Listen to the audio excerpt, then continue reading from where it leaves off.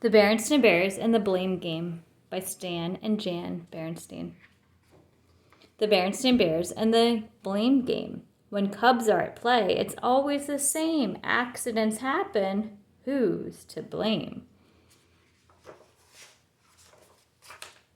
The Berenstain Bears and the Blame Game. You all know the bear family that lives in the big tree house down a sunny dirt road deep in bear country. And of course you know Mama Bear, warm, friendly Mama Bear, from whom seldom is heard a discouraging word. But lately, Mama hadn't been all that friendly. Her smile was gone and she was feeling very discouraged. Why? Because life in the big treehouse had turned into one long, miserable, never-ending blame game.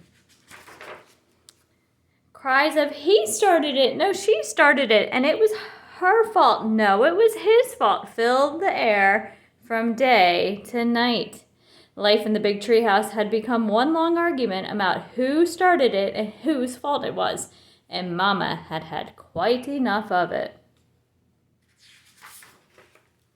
So when she heard the sound of breaking glass and spilling water, she rushed into the living room. There she found a mess of broken glass, spilled water, and a scatter of roses on the floor.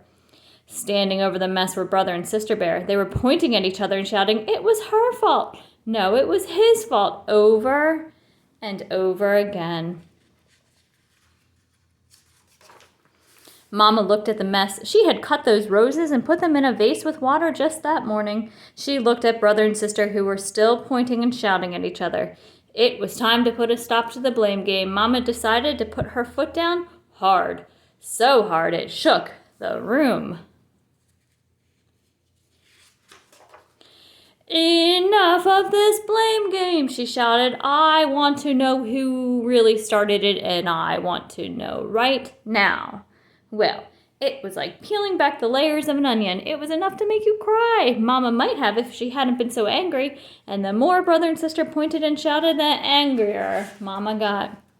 "He knocked it over," cried Sister. "He made the mess." "But that was only because she was trying to poke me in the rib," shouted Brother. "I was not trying to poke him," protested Sister. "I was just trying to tickle him because he tickled me this morning." "But that was because she tickled me last night." "But that was because he put a rubber snake on my bed." "But that was because she put a squeaky toy on my chair and it squeaked when I sat down."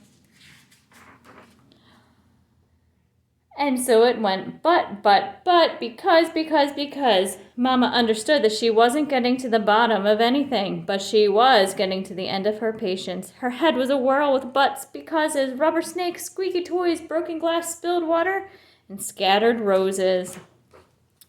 "Enough!" she shouted.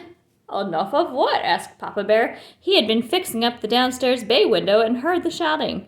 "From what I've heard," he said, looking at the mess on the floor, "there's more than enough blame to go around.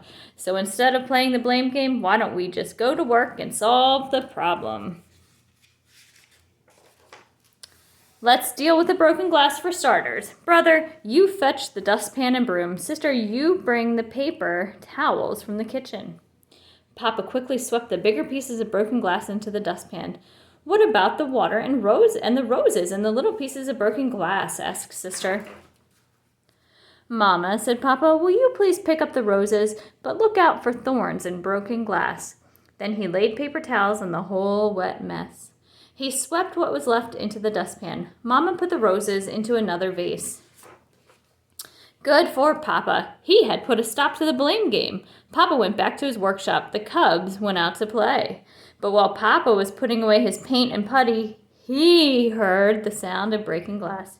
He rushed outside. The bay window he had just painted and puttied was broken. There stood Brother and Sister pointing at each other. Sister had a bat. Brother had a glove. There was a baseball in the grass among pieces of broken glass. Papa bit his lip, counted to 10, took a deep breath, and did a very good imitation of a volcano. "It was his fault. He's the one who wanted to play ball. He's the one who threw it. His fault, his fault, his fault." "It was her fault. She's the one who hit it. Her fault, her fault, her fault."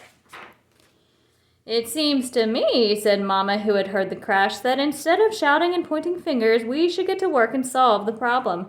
And that's what they did. They picked up the glass and went to work. It took some doing, but after a while the window was painted and puttied as good as new. Of course, there are times, said Papa, when somebody really is to blame for something. But most of the time it's important to remember there's usually enough blame to go around. The end.